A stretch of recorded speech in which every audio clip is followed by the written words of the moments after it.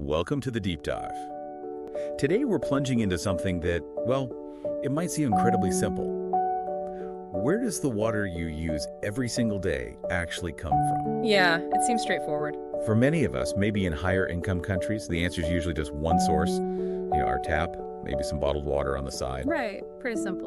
But what if I told you that for billions, literally billions of people in low and middle income countries, that picture is far more complex? It really paints a different picture, doesn't it? Imagine a daily reality where you might pick a different water source depending on what you need it for, or even, shift your main source when the seasons change. Exactly. And this isn't just some hypothetical scenario, is it? No, not at all. It's a widespread, deeply ingrained practice, but it's often kind of unacknowledged in the big picture. And that brings us right to the heart of our exploration today.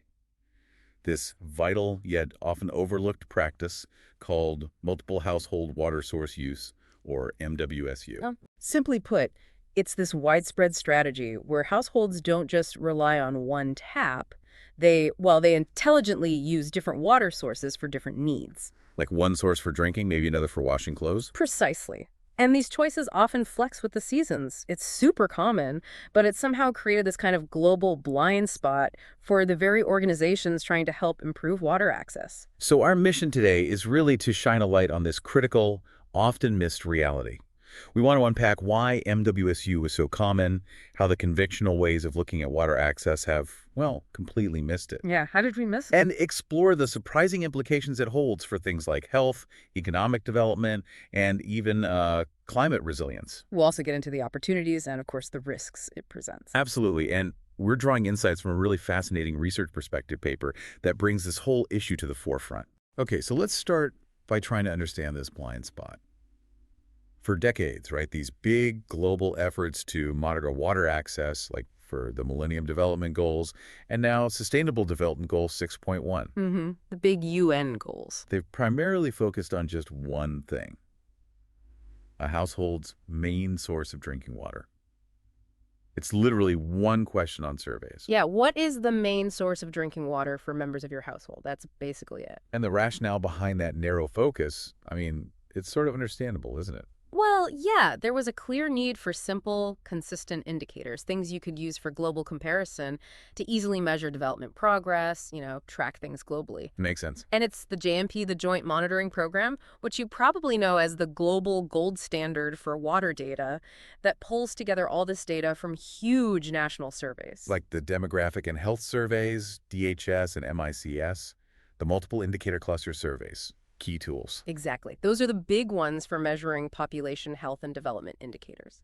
Right, and getting questions onto those massive surveys like DHS and MICS, it's apparently really competitive. Oh, absolutely. Space is limited. So simplicity really helped ensure those core questions about the main drinking water source made the cut year after year, which led to this huge body of internationally comparable data. It feels like a pragmatic choice for creating those big, consolidated global data sets. And it is defensible for that specific purpose, for generating that broad, comparable, global data. But, and this is the key point from the research, it is not necessarily an adequate representation of all communities. Okay, so fine for the big picture, but not so great locally. Especially when you're looking at specific local studies or, say, planning infrastructure projects. The startling insight here is that our global metrics, designed for simplicity, have kind of unwittingly painted this incomplete, maybe even misleading picture of how billions of people actually get and use their water. Hiding their strategies. Yeah, hiding their ingenious daily strategies. It creates this significant blind spot, essentially masking the real water use behaviors of millions. It's here where it gets really fascinating for me, because despite what those global surveys might suggest, MWSU is incredibly widespread. It's fundamental to daily life across so many developing countries. Absolutely fundamental. This isn't some, fringe behavior. For many, it's just the norm. It's their default way of operating. Exactly. And that's precisely where that blind spot becomes so glaringly obvious. It's not just common. For many, it's the essential strategy for daily survival and convenience. Can you give us an example? Sure. Take, for instance, a family in rural Africa. Hmm. They might travel maybe quite far to a borehole to get high-quality water specifically for drinking and cooking. That's the priority. Okay, the safe stuff. Right. But for bathing and washing clothes, they might use water from a much closer, maybe shallower well. It saves so much precious time and effort. Or think about areas with really distinct wet and dry Oh, seasons. yes, seasonality is huge. Households there might rely totally on rainwater tanks for everything during the wet season, but then as the dry season hits, They have to ration that stored rainwater. Maybe reserve it only for drinking because it's the highest quality they have stored. And then they have to intelligently find other sources for everything else, washing, cleaning. sources that might be lower quality, but good enough for those non-drinking uses. Precisely. And this practice isn't just in one region, it's reported everywhere. Southeast Asia, Sub-Saharan Africa, North Africa, Western Asia, East Asia, South Asia, Oceania, Latin America, it's truly global. So why was it neglected for so long in detailed studies? Well, historically, it was partly because it was just so difficult to design surveys to capture it properly. Imagine trying to map out the countless combinations of sources and uses changing across seasons, across different needs. How do you even begin to pin that down in a standard survey? Yeah, sounds like a nightmare for survey designers. It really was. But thankfully, we've seen technological advancements, things like CAPI, computer-assisted personal interviewing. Like smart tablets for surveys? Exactly. Basically, smart digital surveys that can dynamically adapt the questions based on the answers someone gives. So if they say they use a well, it can ask more questions about the well. If they mention rainwater too, it can branch off there. That makes sense. These approaches have largely overcome those earlier challenges. And partly because of that, there's been this marked increase in research interest in MWSU. Really, since around 2010, we're finally starting to shed proper light on this crucial reality. In this reality, it has implications that stretch way beyond just counting taps or wells, right? Absolutely. This blind spot we've been talking about, it isn't just some academic oversight. It has profound real-world consequences. Impacts everything from public health to economic development to climate resilience. Okay, let's unpack those impacts. The implications seem staggering, especially for public health. What's the biggest issue there? Well, a key one is that the current monitoring frameworks, focusing only on the drinking water source, often fail to identify actual health risks. Why? Because the sources households use for things like hand washing frequently differ from their main drinking source. Ah, okay, so the water you wash your hands with might not be the same quality as the water you drink. Exactly. And the proximity and consistency of a supply for hand washing, how easy it is to access right when you need it, that strongly impacts how often people actually wash their hands. Which we know has a massive impact on health outcomes, disease transmission. Huge impact. So the surprising health revelation here is it's not just about your drinking water quality. Even a momentary switch to a less safe source for something like hand washing or maybe rinsing food can silently introduce major health risks. It exposes this critical vulnerability that our standard measurement systems just routinely overlook. That's a really critical point. And beyond health, you mentioned an economic development piece often gets missed too. Absolutely. Think about it. Having water available for what we call productive purposes, so not just drinking and basic hygiene, but water for things like small-scale irrigation for crops or watering livestock, maybe for brick making or other small enterprises. Things that generate income. Exactly. Those uses play a critical role in helping households loop themselves out of poverty. But that's an aspect often completely overlooked by the narrow focus on just the drinking water source. If you're only asking about drinking water, you miss this whole other dimension of water use that's essential for livelihoods. Okay, so health, economics, and then connecting this to the bigger picture, climate change. How does MWSU play into resilience? This is where it gets really interesting from a resilience perspective. MWSU significantly enhances household resilience to climate variability and long-term change Also, because it allows households to access water from sources that are, and this is a key term, differentially vulnerable to hazards like drought or flooding. differentially vulnerable. What does that mean in practice? It means that, say, one source, like a shallow well, might dry up completely during a drought. But another source, perhaps a deeper borehole or a carefully managed rainwater tank, could still provide water. Ah, so it's about not putting all your water eggs in one basket. Precisely. It reduces the likelihood that all their water sources become unusable during a single climate event, whether it's a drought or a flood contaminating surface water. It's essentially a diversified portfolio, but for water. That makes a lot of sense. You can even compare it to how, big municipal water utilities operate in wealthy countries. They often use multiple reservoirs or they have interconnections between different water systems precisely to ensure supply sustainability if one source fails. It's the same principle, just at the household level. Exactly. And what's fascinating is that in many communities, their MWSU patterns seem very intentional, almost purposefully designed. Like the example we used earlier, rationing stored rainwater during the dry season just for drinking. That's a deliberate strategy to ensure the highest quality water is available when it's most scarce for the most critical need. That analogy to municipal utilities is really powerful. But surely, relying on all these different sources, it can't be a perfect solution. There must be downsides, risks involved. That's a really important question because you're right. It's definitely not a simple good or bad situation. There are definite risks. Like what? Well, on the risk side, one major concern is pathogen exposure. Switching between different drinking sources, in particular, can be a high-risk practice. Because the quality might vary significantly. Exactly. Households might not always be aware of the varying quality levels between different sources they consider safe enough to drink at different times, so switching could increase the chance of accidentally ingesting waterborne pathogens. Okay, that makes sense. What else? Then there are potential issues with vector-borne diseases. There are reports of things like malaria or dengue increasing when new open or standing water sources, like uncovered rainwater storage tanks or ponds, are introduced close to homes or villages. Creating breeding grounds for mosquitoes. Potentially, yes. And another risk relates back to monitoring. Conventional monitoring efforts might suffer from a really systematic seasonal bias. How so? Well, think about when many of those big household surveys are conducted. Often it's during the dry season, perhaps because it's easier for survey teams to travel then. Okay. But if you're only surveying in the dry season, you could be getting a completely skewed picture of water source use. You'd be missing entirely how people use rainwater in the wet season, for example, or how their reliance on other sources shifts. So you're potentially misrepresenting their water strategies for a large part of the year. Exactly. You're missing the full spectrum of their water management practices. Okay, so clear risks. But despite those, MWSU seems to present some really powerful, maybe even game-changing opportunities for water security, doesn't it? Absolutely. The opportunities are significant. MWSU can be, and often always is, leveraged to significantly improve water security for low-income households. It acts as that portfolio of different water sources, helping households avoid over-reliance on any single one. That bolsters their overall resilience. Especially with climate change, making things less predictable. Even more crucial, yes. As climate change increases rainfall variability and the intensity of extreme events like droughts and floods, diversifying risk this way becomes absolutely vital. It's like a built-in adaptation strategy that people are already practicing. And what about cost?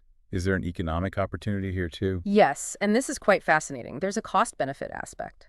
Low-income households may simply not want to pay the cost associated with achieving high microbiological quality water, properly treated water if they only intend to use it for non-drinking purposes. Like for washing clothes or bathing or maybe watering a small garden. Precisely. They might be perfectly happy with or only able to afford water of a lower quality standard for those uses. This potentially opens up an opportunity for something like dual system approaches. Dual systems, like different pipes for different water qualities. Potentially, yes, though maybe not formal piped systems in all contexts. But the principle is similar to what some high-income utilities are exploring, providing different qualities of water for different uses, perhaps at different price points. MWSU shows households are already making these kinds of quality for use decisions themselves. So it sounds like to really manage the risks properly and to truly leverage these opportunities, we need a much deeper, more sophisticated understanding. Absolutely. We need to get into the nitty-gritty of how, where, and why people choose their water sources in specific places. And that probably involves better mapping, too. Definitely. Better mapping of local water cycles, water availability throughout the year, water quality variations, and, crucially, understanding the community behaviors and preferences driving those choices. Which leads us to the knowledge gaps, right? What do we still need to figure out in terms of implementation, research, policy? That's the next step. And what's really fascinating here is how MWSU often seems to just emerge independently all over the globe. Organically. Yeah, purely in response to local pressures, water scarcity, convenience, cost, and the available water resources in that specific place. The paper mentions, for example, finding really similar traditional rainwater collection practices, including that careful rationing during dry seasons in places as far apart as remote Pacific Islands and rural Vietnam. Wow. So people figured out similar solutions independently. It seems so. Which raises a really important question for development practitioners. Can MWSU be deliberately implemented or encouraged in places where it hasn't already evolved organically? And what are the potential risks or unintended consequences if we try to do that without fully understanding the local context? That's tricky. And then there's the question of existing frameworks. You mentioned water safety plans earlier, WSPs from the WHO. How do they fit in, or maybe not fit in? Well, WSPs have generally been very successful, especially for, centralized utility water supplies. But their appropriateness is much less clear in settings where you have lots of dispersed household-level supplies, think private wells, rainwater harvesting systems. Where it's not one big system, but thousands of tiny ones. Exactly. Or, crucially, for evaluating the hygiene risks within these complex MWSU contexts. We talked about hand-washing sources differing from drinking sources. Standard WSPs aren't really set up to easily capture and manage those kinds of risks. So the framework might be missing the real complexities on the ground.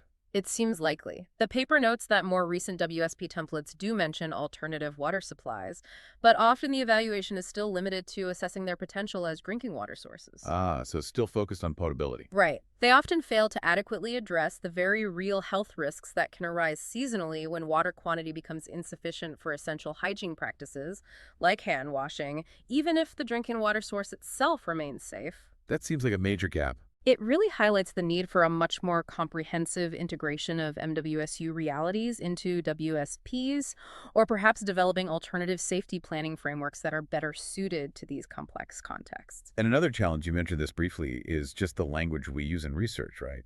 The terminology. Yes, and this is critical for getting accurate, comparable data.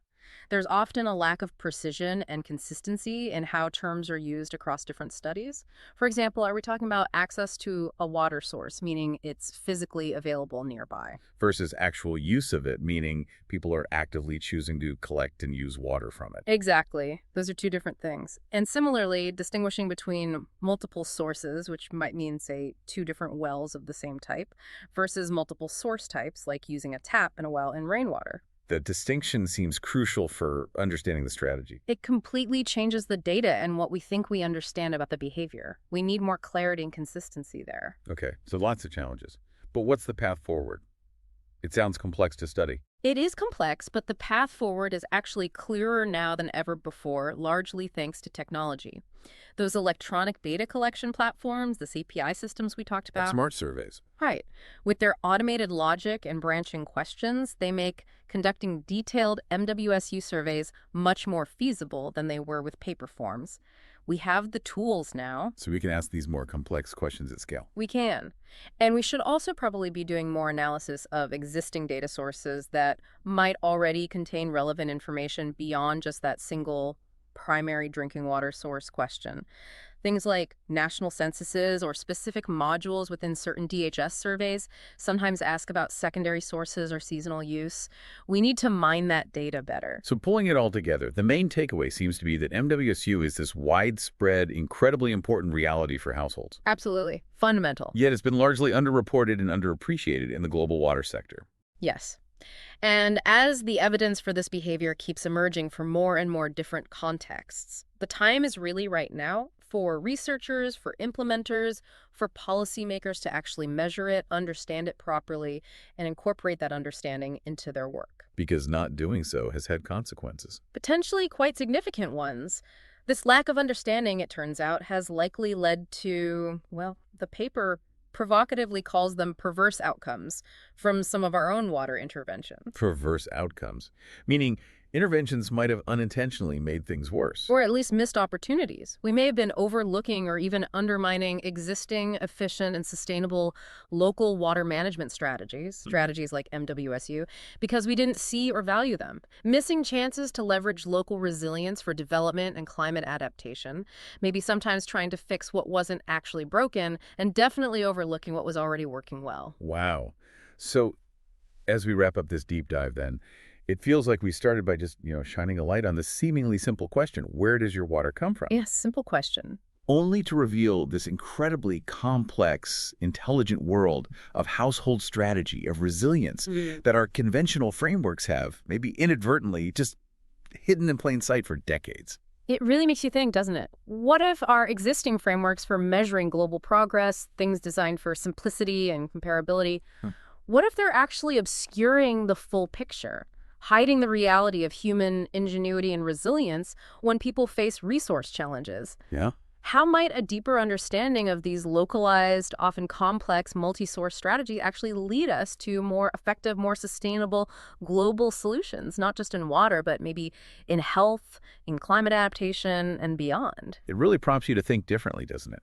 Consider the diverse ways water is really used in communities around the world. Maybe even reflect on your own water use habits. What other critical details, what other human strategies might we be overlooking simply because we rely too heavily on broad, aggregated data? That's definitely a powerful thought to carry forward.